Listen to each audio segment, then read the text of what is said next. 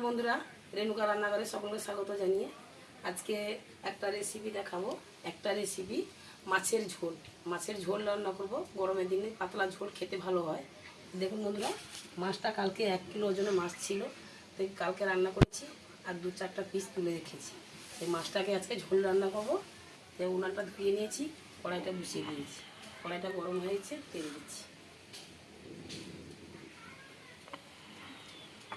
প্রথমে আলুটা ভেজে নেব। কাটা ধোয়া আছে, আলুটা দিয়ে দেবো। কড়াইতে আলু দিয়ে দিয়েছি, আমি দিচ্ছি লবণ আর দিচ্ছি হলুদ, দিয়ে ভালো করে আলুটা ভেজে নেব।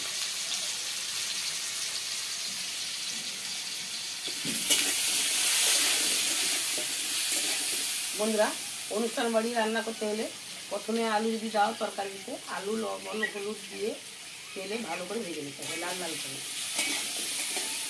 এটাতে আলুটা খেতে ভালো হয়। বন্ধুরা, অনুষ্ঠান বাড়ি ঝোল রান্না করার জন্য কি কি নিয়েছি আমি আপনাদের বলছি। দেখুন বন্ধুরা, মাছটা তো একদম কড়া করে ভেজে নিয়েছি, একদম লাল লাল করে। পেঁয়াজ কুচি, কাঁচা লঙ্কা কুচি, টমেটো কুচি, টমেটোর সস, এতে আছে কাজু, চালমগজ, আদা বাটা, রসুন থেতো করা আছে, লঙ্কা, হলুদ, এতে আছে জায়ত্রী, জায়ফল, সব রকমের মানে 5-7 রকমের লবঙ্গ, এলাচ, তেজপাত, জিরা, সব রকমের দিয়ে পেস্ট করা আছে। শুকনো লঙ্কা পেস্ট করা আছে। এইসব পরে অনুষ্ঠান বাড়ি তরকারি মাছের ঝোল যেরকম রান্না হয় সেরকমই রান্না করা হচ্ছে।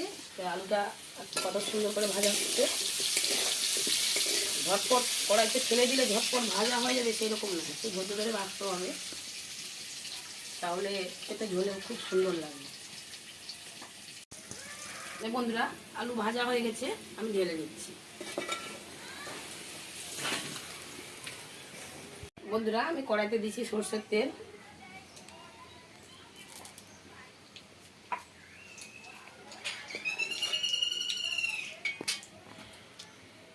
তেলটা গরম হয়েছে, দিচ্ছি আমি রসুন, তারপর দেবো পেঁয়াজ, তারপর দিচ্ছি আমি কাঁচা লঙ্কা, তারপর দিচ্ছি আমি টমেটো,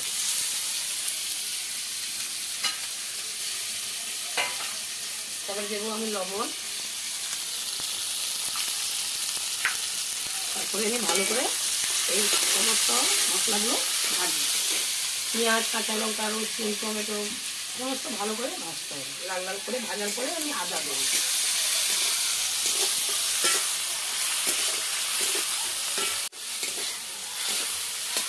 আজকে মেঘলা ওয়েদার আছে, তার জন্য বন্ধুরা আজকে ঝোল রান্না করছি। না হলে বৈশাখ মাসে টক খেতে ভালো লাগে, আমটা। বন্ধুরা, আদা বাটা, কাজু, চালমগজ একসঙ্গে বাটা আছে, আমি দিয়ে দিই।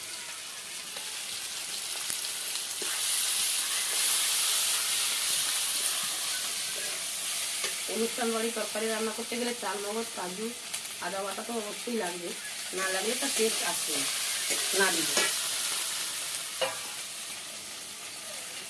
অল্প করে একটু আমি জল দিচ্ছি।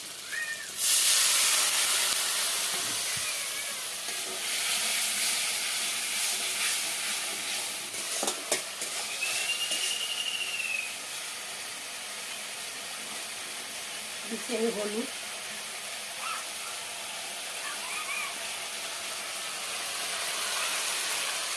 দিচ্ছি আমি লঙ্কাগুলো,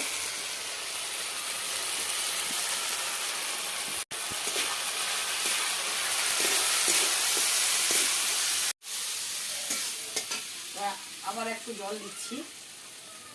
সময় হালকা করে জাল দিতে হবে, না হলে মশলাগুলো পুড়ে যাবে।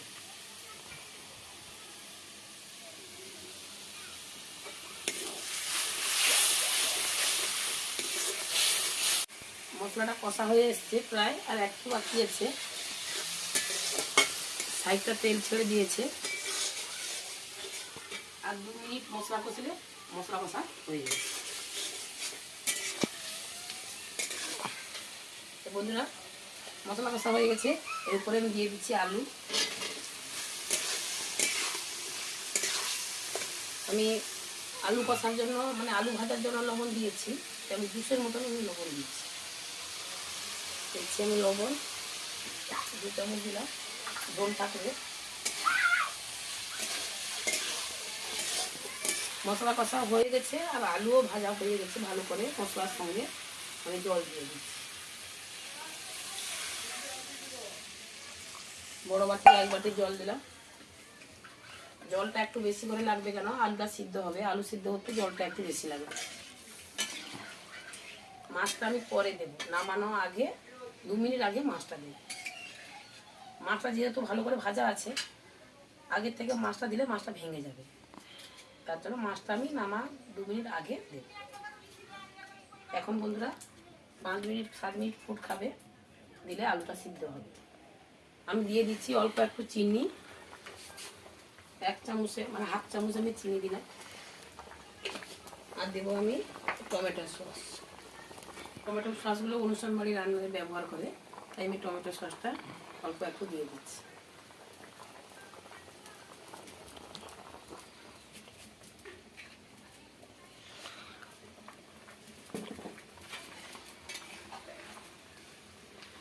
দেখুন বন্ধুরা একদম ঝোলটা কীরকম রান্না হচ্ছে আপনারা দেখুন। যদি ভালো লাগে বন্ধুরা ঝোল রান্নাটা, তাহলে কমেন্ট করে জানাবেন যে রান্নাটা কেমন লাগছে। ঝোলের আলু সিদ্ধ হয়ে গেছে, তাই মাছটা দিয়ে দিচ্ছি।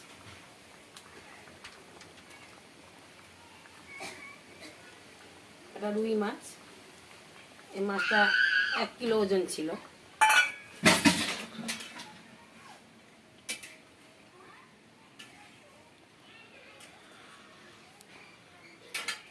বন্ধুরা ঝোল তো টকবক করে ফুটছে, সুন্দর ও সেন্টটাও বেরোচ্ছে ঝোলে, একদম অনুষ্ঠান বাড়ি ঝোল মতন সেন্ট উঠছে।